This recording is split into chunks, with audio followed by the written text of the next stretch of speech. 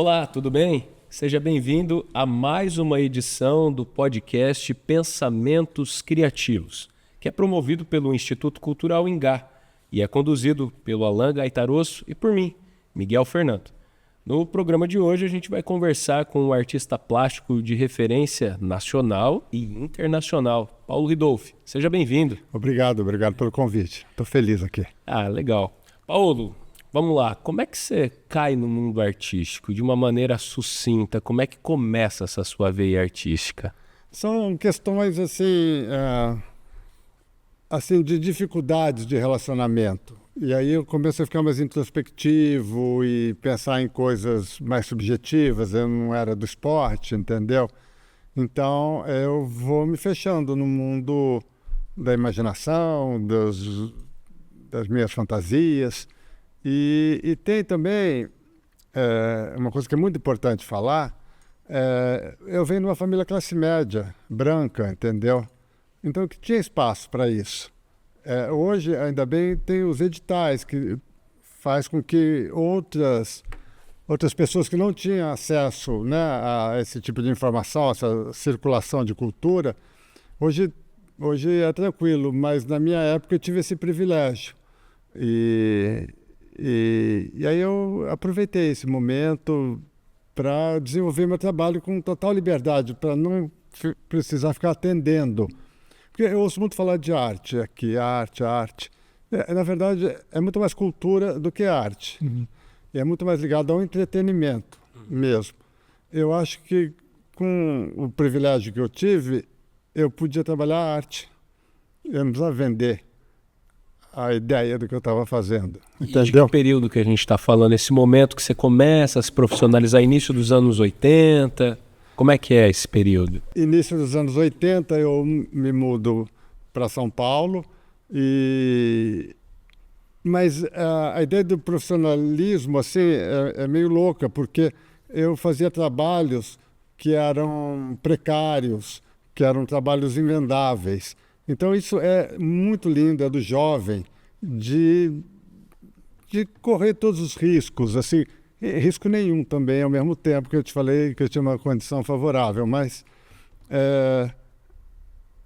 assim, eu fiz a minha primeira exposição e eu nem pensei se era para vender ou não era para vender. Eu me diverti, fiz coisas que me levaram a refletir. O meu trabalho me deu uma turma, que é a minha turma até hoje, entendeu? Então eram essas coisas que aconteceu. Mas quando você fala profissionalização em relação a dinheiro, foi ontem. E eu queria aproveitar, inclusive, fazer uma pergunta sobre isso, assim, porque você fala que começa, assim, essa obrigação de ter que fazer trabalhos vendíveis, então é muito mais experimental, você tem essa possibilidade de experimentar e brincar, mas hoje você é um artista reconhecido, que tem obras em galerias, é um artista que vende obras, né? Eu queria que você falasse para mim, pra gente, como é que se deu essa transição. De que momento você sai dessas obras experimentais e aí ganha esses mercados? Como é que você conseguiu entrar nesse mercado? E uma pergunta, isso mudou o jeito de você pintar? Se eu estou numa galeria hoje, se as pessoas estão valorizando melhor, estão acompanhando as minhas exposições, fez você mudar esse jeito de pintar? Não pinto mais como eu pintava quando eu era adolescente. Por conta dessa condição, não por conta do desenvolvimento artístico. Mas isso mudou o jeito de você pintar? Muda porque eu vou ficando bom, tecnicamente, entendeu? E a questão técnica nunca foi uma pauta, nunca me ocupou. Assim, eu preciso aprender a esculpir, eu preciso aprender a pintar, eu preciso aprender a fazer um vídeo, uma foto, entendeu? Eu ia lá e fazia, e ficava legal. Então tem uma potência do risco, do jovem, de uma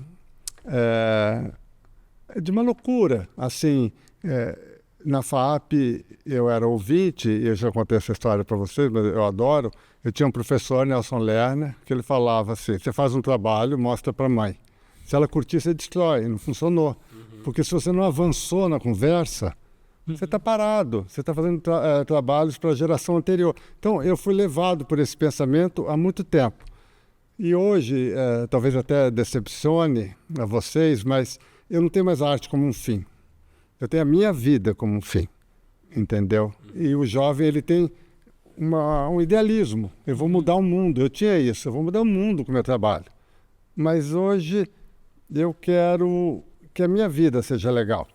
Que a minha cabeça esteja tranquila. Que minha família esteja perto e todo mundo se dando bem. Eu não quero... quando eu faço um trabalho que eu acho legal, que acabe ali. Eu quero depois disso. Eu quero que ele circule, com isso que ele vai me dar de conforto, de visibilidade. E tem uma outra coisa. Nos trabalhos experimentais, institucionalmente, eu era muito mais relevante. Trabalhava com as melhores galerias do Brasil. E as instituições olhavam. Hoje, o meu trabalho é mais tranquilo. Acho que perde a potência. Aí eu pinto melhor, eu atendo a desejos um espectro bem maior do que quando eu fazia trabalhos experimentais. O termo que vocês estavam usando aqui anteriormente é nichado. Eu trabalhava com meus amigos, uma turma. E as instituições adoram isso, entendeu? E hoje meu trabalho é mais tranquilo. Hoje minha mãe tem trabalho meu. E no final das contas é a regra de mercado, oferta e demanda. Né? Oferta e demanda. Quanto mais produto tem seu à disposição, mais difícil é para você conduzir algo novo. Porque você tem que produzir em escala, no final das contas. Eu tenho, mas na questão das artes visuais, existe um fator que é a falta, que é muito importante. Então, não acredite que um artista fala, eu pinto 12 telas por ano. É o galerista que regula o quanto da tua produção tem que ir à mostra. Por isso que o Instagram atrapalha as galerias. Porque o meu Instagram era mais forte que o da galeria. E a galeria queria me pagar, na época, uns 4, 5 anos atrás, 20 mil por mês para eu não publicar. Porque eu publicando, o público tinha a noção do trabalho e da quantidade de trabalho que tinha. E por mais que no acervo da galeria tivesse dezenas de obras minhas, quando alguém ia comprar, eles mostram 2. Falei, é isso. E no final das contas você estava produzindo uma quantidade fechada para a galeria fazer acervo e trabalhar uma espécie de bolsa de valores do Paulo. Ela queria isso, e eu furei a bolha, por isso que não deu certo a relação, entendeu? E me diz um detalhe, porque o artista, por muito tempo, o artista visual, plástico, por muito tempo ele procura ter acesso para o mercado por meio de uma galeria. Uma boa galeria que dê visibilidade. Como é que você chegou até a sua ex-galeria e depois em que momento que você falou, poxa, talvez eu não precise da galeria, eu já estou no mercado. Como é que foi isso? Eu trabalhava perto da FAAP e conheci uma turma, assistia às aulas, então aí eu conheci o Ricardo Trevisan, que viria a fundar a Casa Triângulo, que é uma das galerias mais importantes. Eu conheci o Leonilson, que era dessa turma também, ele comprou um trabalho meu, levou para o Thomas Kohn, que era um galerista do Rio de Janeiro, que era o mais importante. Então foi orgânico, não tinha internet, não tinha rede social. Você fez um trabalho específico para entrar numa galeria, mandou para a galeria? Não, fui fazendo e foi acontecendo. Na hora que eu vi, eu estava inaugurando a Casa Triângulo, a primeira exposição individual da Casa Triângulo foi minha. Então, tomei um baita susto também, porque eu estava despreparado para essa relação com o mercado. Mas institucionalmente, a Funarte tem trabalho meu. Assim, eu era muito mais relevante. Mas tem vários atravessamentos também. Na galeria, eu era o artista que vendia. E a galeria precisa do artista que vende e o artista que leva. É um pedigree. Eu não era mais pela minha idade, sei lá. Eu era o artista que fazia girar muito. E aí essa parte institucional eu fui relaxando, fui perdendo. Mas eu acho o meio da arte, não só das visuais, tem que lidar com muito ego, com muita conversa. Eu vou ficando preguiçoso com a idade de me submeter a conversas. Eu estou com uma preguiça dessa construção de uma imagem de um artista institucional, um artista de museu.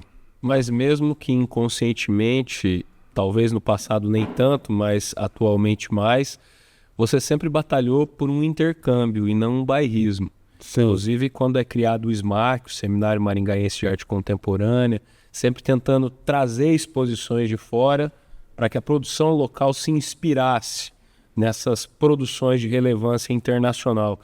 Como é que é seu olhar assim para isso em específico, falando do recorte territorial Maringá? Eu continuo com essa mesma ideia, porque eu não sei, eu tenho, talvez por conta de algum privilégio, mas um dinheiro público para aquietar os corações dos artistas locais, eu fico numa super dúvida, entendeu?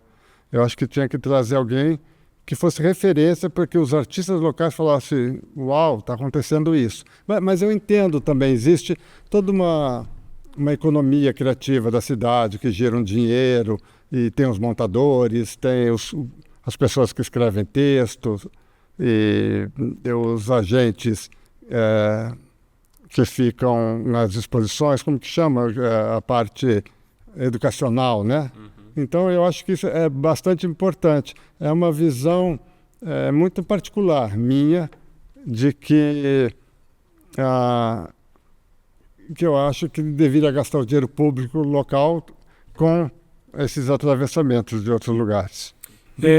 Você falou pra gente que quando era mais jovem, né, assim como todo artista, era muito idealista, né? Vou mudar o mundo através da minha arte. Hoje, qual que seriam as suas inspirações assim para produzir, para fazer uma tela, pra pensar numa obra? Você não tem mais essa questão, não quer mais mudar o mundo, talvez questões sociais não sejam mais tão latente assim. Você se inspira no quê quando você está criando? Já tinha um jeito, um gênero, e é isso, e eu tento, a partir disso, trabalhar outras ideias? Como é que é? Eu não trabalho com referência direta. Alguns artistas trabalham, eles estudam e vão montando um painel e o trabalho sai. Para mim é muito instintivo, assim, tem uma tela branca, eu me jogo e só paro, e é compulsivo, eu só paro quando eu acho que está muito legal. As pessoas falam, não, está pronto. Não está, vai mais um mês, entendeu? Mas assim, em termos de inspiração, existe um artista que vocês devem conhecer, chama Maxwell Alexandre, um carioca. Ele é a minha maior inspiração, ele é o cara mais legal. Eu olho e falo, meu Deus, ainda bem que o Brasil tem um Maxwell Alexandre, entendeu?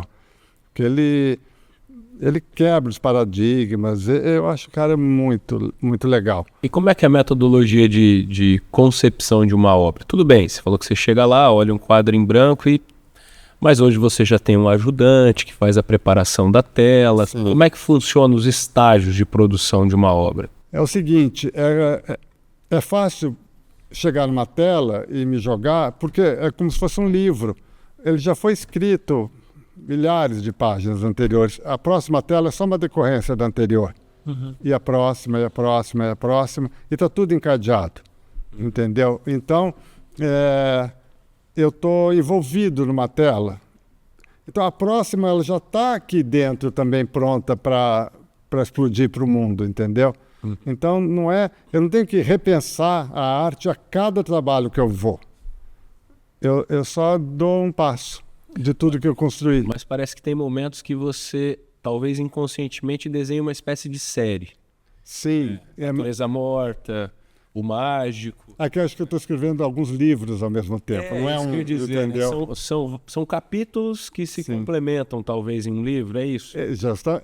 Ou vários livros, assim, eu tenho um romance, aí eu tenho um livro de sacanagem, eu tenho um livro autobiográfico, e aí vai tocando. Mas, por conta de demanda e de mercado, o que vai para a rede social é uma parte da minha produção.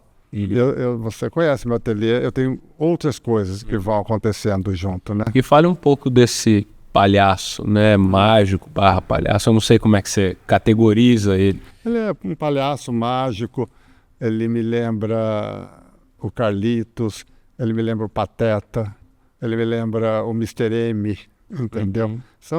E a minha cultura se deu muito através da televisão, de programas ruins também. Carlitos é um programa ótimo, assim, não estou destruindo. Mas, assim, é uma colagem meio mal feita de várias coisas que eu gosto. E eu só fui pensar nele como personagem recentemente. Ele ia acontecendo, eu olho desenhos e pinturas minhas, ele está lá desde sempre, entendeu?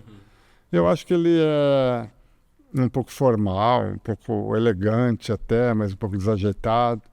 E é óbvio que sou eu, né? Também, né?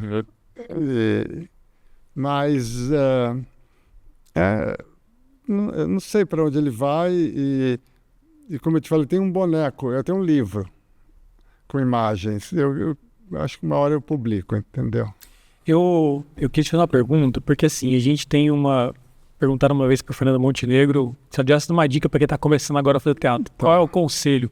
Ela falou, para de fazer teatro. Para. Se você parar, ficar doente, não aguentar mais e querer voltar, daí você continua. Você tem que lá tem que fazer muito sentido para você. Então a dica dela é para de fazer, entende? E é isso, sim. Se você pudesse, depois de todos os anos de experiência, já passou por várias etapas de mercado, você é um artista reconhecido, um artista comercialmente também muito reconhecido, né? Não só artisticamente, mas comercialmente também. Para essas pessoas que estão começando, não só jovens, quem está começando, tem que estar descobrindo agora a pintura ou as artes plásticas, qual que seria o conselho, assim, de alguém que tem muita experiência? Qual o conselho de, olha, talvez assim você consiga desenvolver bons trabalhos, não só artisticamente, mas comercialmente? Tem conselho? Tem. São duas perguntas, porque como desenvolver o seu trabalho, então um trabalho potente, ou como você se inserir no mercado. Aí são perguntas diferentes, entendeu?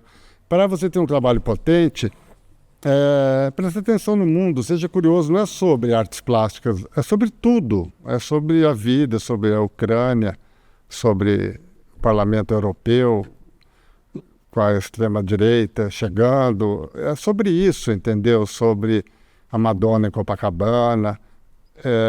Eu acho que você fique atento. E sair da frente do computador, ficar procurando edital o dia todo, eu acho isso tão automático, entendeu? Você fica, abri um edital para tal, então vou fazer um trabalho para encaixar. Eu acho que isso é limitante. Ampliar o seu repertório a partir das suas experiências. Começa a gerar um processo de criação já estressante, né? Porque você já gera com prazo e data para entregar, porque você vai reduzir recursos. Eu acho isso muito estressante. A partir disso. Eu ouvi aquele rapaz, como que é o nome dele? Fernando. Ele fala super bem, fiquei encantado, entendeu? Mas, talvez o entretenimento, mas a arte não é estratégia, entendeu? Não é estratégia de chegar. Uma exposição que não vai ninguém pode ser importantíssima, dela ter existido naquele momento, entendeu? Então, você tem um trabalho, tem um corpo de trabalho, você tem um pensamento, e aí você precisa escoar isso, aí arruma um edital e leva o teu trabalho, mas parece que o processo está sendo inverso, você contrata alguém para pensar no teu trabalho junto, ou para encaixar o teu trabalho dentro do que o edital precisa. Eu mandei no último, eu pedi para o Gustavo desenhar, me ajudar no projeto. Eu acho que eu tirei uma nota super boa, mas fui desclassificado porque não tinha um plano estratégico de divulgação. Entendeu? Eu não estou importando com isso, é um trabalho que vai ficar na rua, quem passa a ver. Então eu não tenho, na minha cabeça, eu tenho essa deficiência de ficar pensando em estratégias de mercado, assim, por um trabalho que eu quero que seja público. Não é um trabalho para vender, é um trabalho para a cidade, é um presente, entendeu? Eu não ia ganhar nada com aquilo também. É que talvez exista um desafio que é muito grande e você tem razão. A arte é uma coisa, a cultura é outra coisa, entretenimento é outra coisa diferente. E às vezes tudo fica meio embolado por conta da gestão. Nós deveríamos talvez ter uma Secretaria das Artes, uma Secretaria de Cultura, uma Secretaria de Entretenimento, mas isso no mundo ideal. Sim. E aí como é que fica o produtor que ainda não está inserido no mercado, né? Ele precisa sobreviver, então ele tem que correr atrás do edital. Só que a produção artística dele fica limitada. E aí nessa visão entre mercado, tendência, burocracia, gestão pública, iniciativa privada, você é otimista? Eu sou otimista. Acho que tem tanta gente legal, mesmo em Maringá. com trabalhos que me emocionam, entendeu? Eu estou muito feliz, porque tinha, na minha adolescência, quando eu era jovem, alguns caciques. Sempre achei muito ruim. E aí eu falava, puxa vida, como que vai ser, entendeu? Mas aí eu vejo uma geração vindo e arrebentando, e aí isso me dá um calorzinho no coração. Mas eu não sou respeitado por essa geração, porque tem aquela questão também. Bicho, vou atropelar o Paulo, porque é um outro tempo, e eu acho isso maravilhoso, entendeu? Acho que tem que ser assim. Claro. Entendeu? Então, eu sou um dinossauro para essa molecada, entendeu? Às vezes eu falo, puta, eu podia contribuir, eu tenho coisas, mas eu entendo a resistência. Eu entendo a resistência de ser homem, de ser branco, de ter uma grana, entendeu? E aí a arte briga com as autoridades, né? Ela questiona a autoridade. Então, por que não me questionar como um artista estabelecido, que vive do seu próprio trabalho? Então, eu acho que tem que bater em mim mesmo, entendeu? Estão certíssimo, mas eu me emociono. Mas eu percebo, assim, conversando, a gente já conversou em outros carnavais, os outros, eu percebo você mais otimista mesmo com as artes. Me parece que tinha um tempo atrás você era mais crítico às coisas que Maringá produzia e tal. Agora, você está vendo mesmo essa geração, ela é uma geração mais criativa, mais engajada e está produzindo mais, porque a gente também está vendo muita coisa, né? Muitas exposições surgindo, o pessoal das artes visuais, que também antes era isso mesmo, você via nas exposições os mesmos nomes. Sim, chato pra caramba. Inclusive as mesmas obras. As mesmas obras. Então, eu acho... um conselho que eu daria, assim, se alguém me perguntasse dessa geração que está chegando, eu acho que são as artes visuais, focar muito na plástica também, na construção do teu trabalho, e não no discurso. O discurso está afinadíssimo, mas às vezes eu acho que o discurso é maior que o trabalho. Eu acho que o trabalho não segura. Entendeu? Mas é uma correção histórica, eu entendo isso. Acho que é um momento que precisa tocar em algumas feridas, tocar em alguns assuntos, mas eu acho que isso acaba virando talvez o principal, e o próprio trabalho ele tem que correr atrás da ideia, entendeu? E um trabalho não é uma ideia, porque a ideia é meio matemática, a ideia sai daqui, e o trabalho de arte sai não sei de onde, entendeu? Mas não é uma ideia. Você falou da sua trajetória, usou às vezes o termo privilégio e tal, e você é um dos poucos artistas locais também que tem o privilégio de ter críticos produzindo análise de suas obras, críticos reconhecidos, né? Que está presente no seu livro. Você percebe a ausência de críticos, com aspas bem grandes, profissionais aqui da cidade, para tentar ajudar, em alguns casos, a avançar na produção? Eu concordo com isso, né? Em alguns casos. Meu trabalho só cresceu quando eu levei uma porrada. Quando alguém que eu confio falou, meu, que é isso? Que merda é essa, entendeu? Aí era o momento de eu defender ou não, ou eu falei... Acatar, entendeu? Então, você precisa levar porrada. Mas aí... Eu elogiei a geração que está vindo, mas ao mesmo tempo ela é frágil. Não aguenta porrada, entendeu? E aí parece que é um pacto entre as pessoas de um ficar levantando a bola do outro. Eu sinto a maior falta, sim, de alguém que questione, entendeu? Porque... eu acho que a pessoa que questiona, ela está trazendo o ponto de vista dela, da história dela, é o olhar dela, e tudo bem, ela não é a verdade, mas eu acho que a outra pessoa pode ouvir e ver se aquilo faz sentido. Pode ser que não faça, mas tudo bem. Mas tudo bem, pode ser que faça. Então, mas também é do jovem, assim, a arrogância. Eu também acho o fato de acreditar e perseguir também é legal, mas eu sinto muita falta de apanhar mais, entendeu? Porque de que vale, assim, um parente ou vocês que são meus amigos chegar na tele e falar, nossa, que lindo. O coraçãozinho fica quentinho, mas... não acrescenta muito mais, né? Não acrescenta muito, sabe?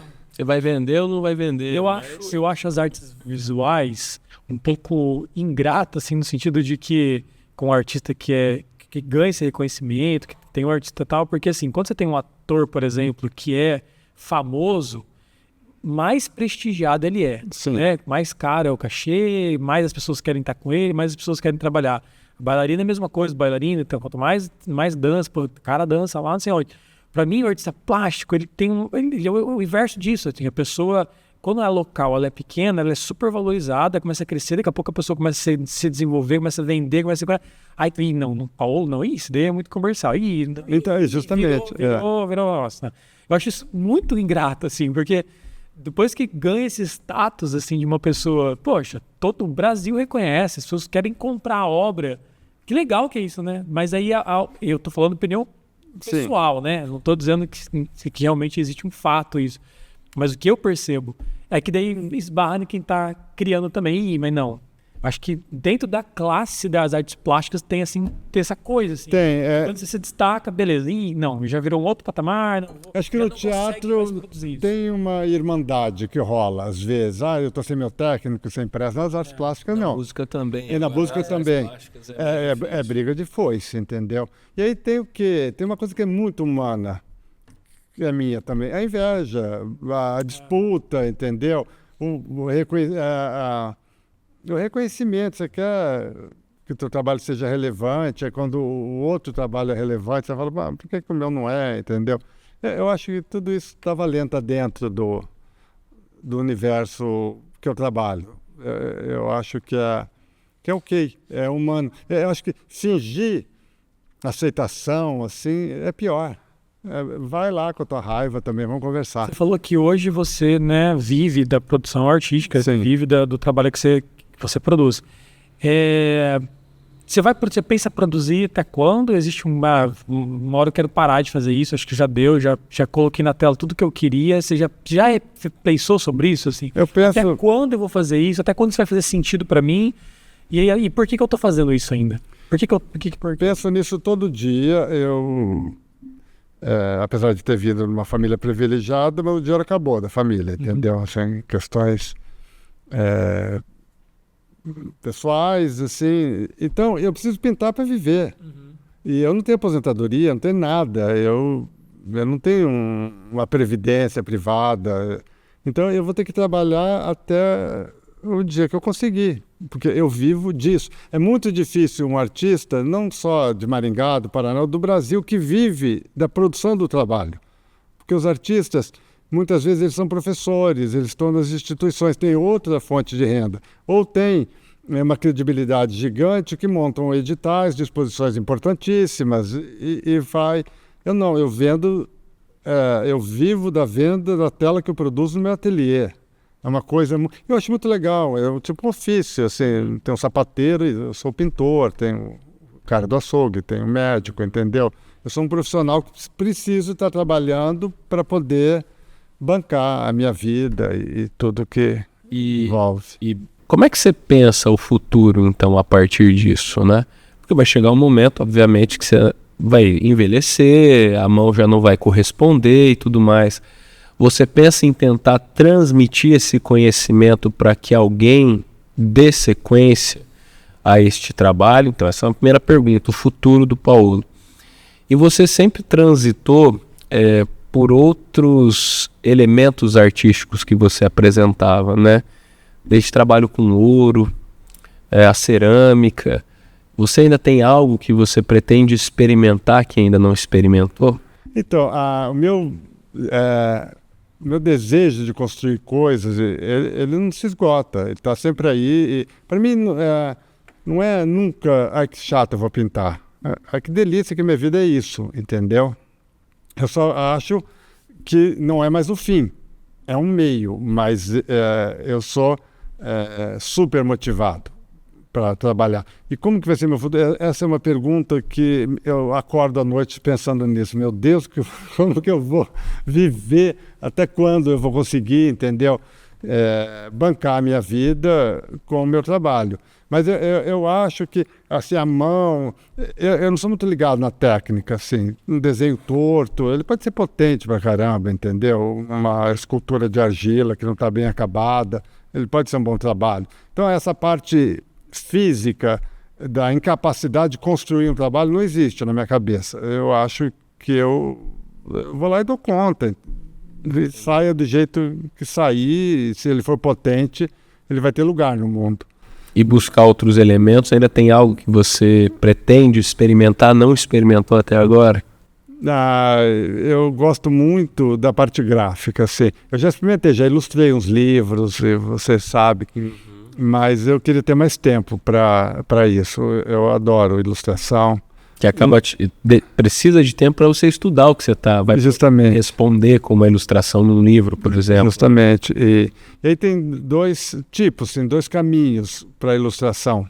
Um que eu estudo e entrego o que eu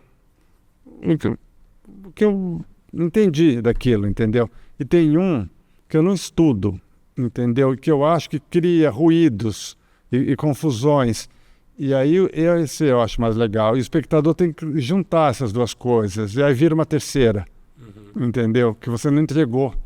Eu acho esse muito mais legal. Mas é muito mais difícil de convencer alguém de topar. Você tem paciência para ensinar alguém? Eu mais ou menos. A Cris dá mais aula que você, A né? Cris porque a Cris é gentil. Olha, meu bem, se você for por esse caminho, vai dar tudo lindo. Eu falo, nossa, o que é isso, cara, que você fez? Começa outra. Esquece, entendeu? Vou fazer outra coisa. Então, eu tenho essa verdade à flor da pele que me atrapalha, às vezes. E não me atrapalha, porque eu não quero ser mesmo. Mas, assim, se alguém quer me ver pintando, quer conversar comigo, eu estou à disposição, vai um monte de gente. Agora, achar que eu sou mestre de alguém, eu não tenho esse lugar assim comigo. E não sei, nem autoestima para isso, assim, de achar que eu vou ser importante para a pessoa. Eu acho que ela vai descobrir perto de mim o caminho dela, entendeu? Eu vejo muitos discípulos parecidos com o mestre. E eu acho que esse é um problema de ensinar as artes visuais. Eu acho que a pessoa, ela vai buscar seu próprio caminho, eu vou dar uma força, não, olha, eu acho que vai rolar, bicho, acho que não vai rolar. Legal. A gente falou que você expõe, tem várias pessoas expondo aqui em Maringá, mas a gente for falar mesmo de exposição, a gente não tem um espaço em Maringá Você tocou no ponto. de exposição. Nós temos ali grandes equipamentos culturais, de bons equipamentos na área do teatro, as artes cênicas. Adaptados. Aí nós temos agora num recém-inaugurado espaço cultural, mas também não tem uma galeria adequada, não é bem iluminada, não tem um pé direito legal, senão é pequeno, enfim. Você acha que faria muita diferença para a produção artística de Maringá, de crescimento, de evolução, se a gente tivesse um espaço adequado para ser um espaço de exposição na cidade? Você acha que falta isso? E como é que você vê que isso poderia colaborar ou contribuir para o desenvolvimento dessas coisas que estão surgindo, sabe? Certamente, isso é um buraco que a gente tem que lidar, e por várias questões. A primeira grande questão é a identidade da cidade. Você chega numa cidade, você vai ver a catedral, você vai ver a prefeitura, você vai ver o museu, vai ver a ópera, você vai ver os prédios, e lá estão os valores da sociedade, da civilização. O que é importante? Os prédios estão lá. Hoje em dia tem bancos, né, que talvez sejam esses os valores. Então, eu acho que você passa um recado de valor para quem vive na cidade. Outra questão é entrar num circuito de arte. Se você tem um local adequado, outras instituições vão querer passar para Maringá. E seria maravilhoso, não precisa ter acervo. Você só recebe o acervo do outro, mas de uma maneira profissional. E ia ajudar muito os artistas locais a entenderem como que é uma montagem de exposição, como que embala, como que é a iluminação. Isso vai profissionalizar as relações aqui, porque quais são as referências dos artistas locais que não viajam? É o que é feito de uma maneira muitas vezes precária. Muito adaptada. Muito adaptada. Aquela luz do Calil Haddad, reflexiva. piso refletido, mas uma luz fraca, azulada, entendeu? Com uma temperatura inadequada. Então, e aí a pessoa topa. Topa porque não tem outra opção, mas topa porque não viu também uma super exposição bem iluminada, bem montada. Então, é fundamental. Nós temos várias ideias para tentar pensar, por exemplo, o próprio Complexo Plaza, onde a gente espera que lá seja o Museu de Arte Contemporânea, mas agora vem o Centro de Eventos Oscar Niemeyer, que tem um espaço de exposições, mas existem outros mecanismos que poderiam ser mais ágeis. Por exemplo, a prefeitura a cada período ela licita para um banco operar a conta dela. Era o Santander até pouco tempo atrás, e ele faz uma contrapartida de investimento financeiro. Poxa, e se tentasse fazer um acordo com a Caixa ou com o Banco do Brasil e trazer uma Caixa Cultural, um Centro Cultural do Banco do Brasil, isso nem muda. que se fosse só para a área expositiva. Acabou, Maringá já está no radar das No grandes circuito, exposições. entendeu? Isso muda a história. E uma pessoa pode mudar a história, mudar o rumo, entendeu, da cidade. O Bernardo Paz, em Otim, foi uma iniciativa pessoal de uma terra que não tinha nenhuma tradição naquele local de arte contemporânea. E as tradições são inventadas. São inventadas. Então, eu acho que falta esse lugar mesmo. Mas, assim, esses que você citou, do Oscar Niemeyer, eu sempre acho que é um lugar, é um anexo para as artes plásticas, Ele entendeu? não foi pensado para isso. Mas as artes plásticas Juntos, entendeu? Então, eu gostaria têm um espaço próprio. de um prédio que você olha e fala, não, ali estão guardadas. O ideal é que esse prédio já tem uma estrutura artística, para ser essa referência que você falou de equipamento de referência cultural do prédio. É um ícone, né? É o ícone. Mas eu acho que pra ser um- pode ser um prédio adaptado. No mundo inteiro, e Brasil, tem muitas histórias de prédios adaptados. E eu acho que Maringá podia ter bons prédios que poderiam servir para esse fim. Mas aí vai conectar com aquilo que você falou. As artes, eles não trazem público. Então, uma pessoa vai preferir trazer música, se ela vai preferir, se ela é um patrocinador, ela vai ter muito mais retorno. Visibilidade no espetáculo, no show de música. No show de música, por que vai bancar uma exposição? Não vai ninguém, não vai nem minha família. E a gente teve alguns casos nos anos anteriores, né, de exposição que houve problemas, aí o patrocinador pede para tirar, para usar cansado, isso só vai contribuindo para a dificuldade que a gente tem. Falando em dificuldade, eu não sei se você vai botar isso ou não, eu fiquei chocado com a montagem da uma exposição no CAC, onde uma artista, a Jaque, que eu acho uma grande artista, quis colocar uns grampos presos no vidro com dupla face. Foi impedida, ela teve que tirar o trabalho, porque tinha que prédio tombado. Que tombado? Aquele vidro foi posto ontem, era o U-Glass, tiraram os vidros originais, aí vem falar de vidro tombado. Então, enquanto existir isso, enquanto existir uma secretária de cultura falando que você não pode botar prego na parede, eu arrumo, não pode. É contra. Existe um município, às vezes, lutando contra a gente, falando, eu vou acionar o jurídico. Pô, devia estar do meu lado, eu vou acionar o jurídico para você poder arrebentar a parede e você não ser preso, entendeu? Então, se essa chave não virar também, a gente não vai a lugar nenhum. Mas isso representa muito a visão de quem está à frente das áreas. Vamos pensar, se nós tivéssemos um prefeito que ele viesse das artes e da cultura e tivesse uma visão estratégica desse campo, a leitura que você passa a ter é outra.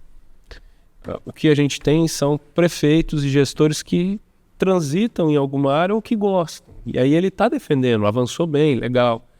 Mas não é da área estratégica, ele não viu isso como Mas uma pode ter um oportunidade. secretário, Pode ter. entendeu? E aí, porque ele não é obrigado a entender, eu acho que é muito específico esse conhecimento. Mas enquanto eu estou brigando por prego na parede, está acontecendo coisas fantásticas nas artes. Eu estou gastando a minha energia discutindo uma coisa. Não posso prender um pregador de roupa num vidro. Aí é o ponto da burocracia excessiva, que eu ia chegar na sequência. Então manda, porque Ali exatamente o debate foi o seguinte: o CAC não tem um regimento que estabelece o que pode ou não pode. Nem fala que ele é tombado. Por sua vez, tem a CEPAC, a Comissão de Patrimônio Histórico, que diz que é tombado e não pode se fazer nada. E no final das contas, a leitura ela é pragmática. Ninguém tem culpa de nada e não pode fazer, até que alguém assuma a responsabilidade. Mas tem caminhos para se resolver, tem alternativas para se resolver. E no final das contas sobrou, nesse caso, para a artista, que ela teve que tirar, prejudicou a estrutura da exposição que ela Então, mas eu pensou. preciso entender, você é da história. Mesmo o prédio tombado, porque muitas instituições, o Museu de Arte do Rio é tombado, entendeu? O que você não pode encostar numa parede, não pode adesivar, ela vai voltar ao seu estado. Eu não consigo entender. Pode. É aí que tá. Ninguém assumiu uma responsabilidade específica, mas ela pode. Claro que pode. Desde que você tenha tido esse debate antes. Ela pode, mas essa é a limitação e depois ela tem que voltar como estava. Beleza? Tá 10. E esse debate não foi feito. E talvez não é culpa de XYZ, é que a cidade está num processo de amadurecimento do seu patrimônio histórico. O CAC foi tombado em 2016, foi restaurado agora, foi inaugurado no final de 2019. Quais outros equipamentos a gente teve restaurado na cidade? Nenhum, esse é o primeiro. Então também é aquele risco de, poxa, acabou de ser restaurado e tal, mas a gente precisa avançar. Então, mas você falou de uma coisa afetiva, é de chegar ao poder público para artista e falar, vamos resolver. O teu trabalho é importante, entendeu? O teu trabalho é necessário, entendeu? Eu vou bancar isso. Se o Ministério Público vier para cima de mim, eu vou te defender. Esse é acolhimento. Não precisa entender de arte. É você ter empatia com alguém que está trabalhando. Claro, é o diálogo para encontrar solução. Agora fala, não está. E eu acho que no campo da cultura e das artes, estou chutando, se você é muito legalista também, você patina. A gente tem que estar aqui para expandir as fronteiras. Você atravessa um samba aqui, outro ali, então vamos repensar sobre isso e você vai ampliando as possibilidades. É uma exposição, quando queriam fazer um salão em Maringá, eu falei, qual é o local? O local é a cidade inteira. Se alguém quiser pôr no Parque do Ingá, quiser pôr em cima da catedral, vai atrás das licenças. Mas esse é um ponto, porque este problema pode permitir uma expansão das fronteiras, desde que o debate seja feito e não se encerre aqui. Mas não com ameaça. O Ministério Público, não, é esse tipo de conversa que eu não preciso, entendeu? Nem deve. Nem deve, porque você amedronta, você põe o artista num lugar vulnerável. Está começando, ele fala, nossa, eu vou ser preso. Mas independente a isso, eu fiquei feliz porque eu te vi otimista hoje. Tá. Em outras oportunidades, você era bastante pessimista. Então a gente termina com otimismo. Eu gostei disso. Obrigado, Paulo. Foi um prazer. O prazer é meu. Eu acho que essa conversa ela é meio caleidoscópica, né? Porque ela é atravessada por outros assuntos, eu não consigo manter. Mas é isso que... Isso reflete como você pensa, para todos os lados. Como eu pinto, né? E você pinta também.